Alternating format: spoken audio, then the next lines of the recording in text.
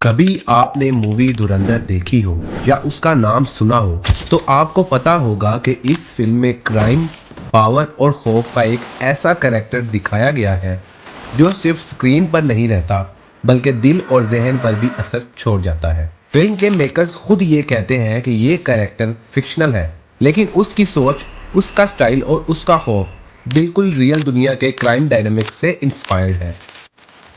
और जब हम रियल दुनिया की बात करते हैं तो कराची के एक इलाके का नाम खुद ब खुद सामने आ जाता है, लियारी। आज की वीडियो में हम किसी मूवी करेक्टर की बात नहीं कर रहे।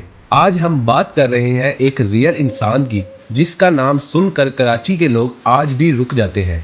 रहमान डकैत। खुशामदीद दोस्तों, आप देख रहे हैं ब्रेन स्ट्रीट। रहमान डकैत का असल नाम रहमान गुल था। वो कराची के इलाके लियारी में पैदा हुआ, एक ऐसे महल में जहां गुर्बत, गैंग कल्चर और सर्वाइवल एक दूसरे से जुदा नहीं थे।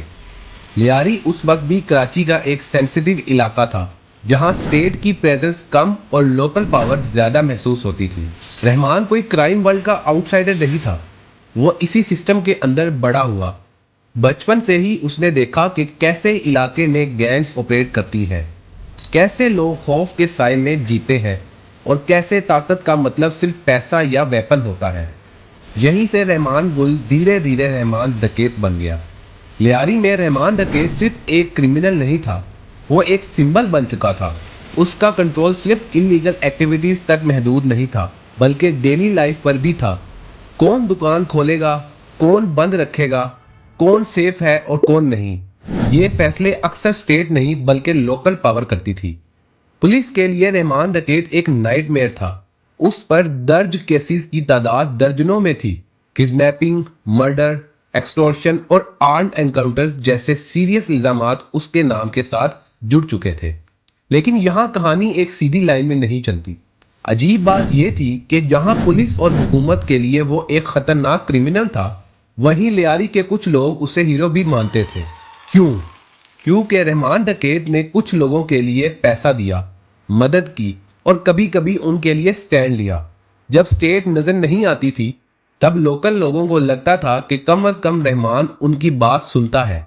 ये वो पॉइंट है जहां क्राइम और डेस्परेशन का डेंजरस मिक्स पैदा होता है। लेकिन ये भी सच है कि इसी खौफ और ताकत के नीचे बहुत से बेगुनाह लोग भी पीसे गए।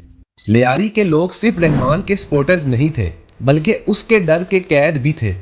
जो उसके खिलाफ गया, उसके कॉन्सिक्वेंसेस सबको पता थे। रहमान डकैत का खौफ सिर्फ सिविलियन तक महदूद नहीं था।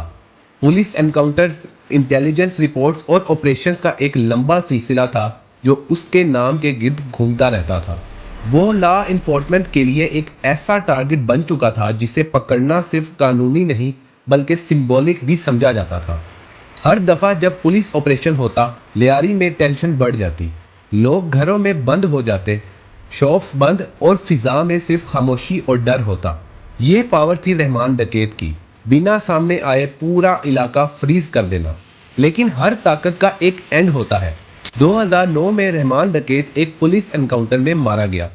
उसकी मौत सिर्फ एक इंडिविजुअल का खात्मा नहीं थी, बल्कि एक पूरे चैप्टर का एंड था। लियारी में कुछ लोगों ने सुकून का सांस लिया और कुछ ने एक अपना बंदा खो दिया। उसके बाद भी लियारी का मसला खत्म नहीं हुआ, बल्कि ये सवाल और गहरा हो गया कि आखिर ऐसे लोग पैदा क्यों होते हैं। रहमान डकैत की कहानी सिर्फ एक क्रिमिनल की कहानी नहीं, ये कहानी है स्टेट फेलियर की और सिस्टमिक इनजस्टिस की। जहाँ स्कूल नहीं होता, वहाँ वेपन कॉमन हो जाता है। जहाँ जस्टिस स्लो होती है, वहाँ लोकल पावर फास्ट हो जाती है। इसलिए जब हम रहमान डकैत को सिर्फ हीरो या सिर्फ विलन कहने की कोशिश करते हैं, तो हम पूरी पिक्चर मिस कर देते हैं। एक तरफ वो कानून शिकन था जिसने खून बहाया और खौफ फैलाया, दूसरी तरफ वो उस सिस्टम का प्रोडक्ट भी था जो उसे रोकने में फेल हो गया। और शायद इसीलिए आज भी उसका नाम जिंदा है, मूवीज में, डॉक्यूमेंट्रीज में और लोगों की यादों में। अब सवाल ये है, क्या रहमान डकैत एक हीरो था जो सिस्टम के खिलाफ खड़ा हुआ, या एक विलन जो सिस्टम की कमजोरी का फायदा उठाकर खुद ताकतवर बना? जवाब शायद आपके लिए और होगा और किसी और के लिए कुछ और। कभी कभी असल कहानी हीरोज और विलन्स के बीच में नहीं होती, असल कहानी होती है सिस्टम और उसके शिकार के बीच।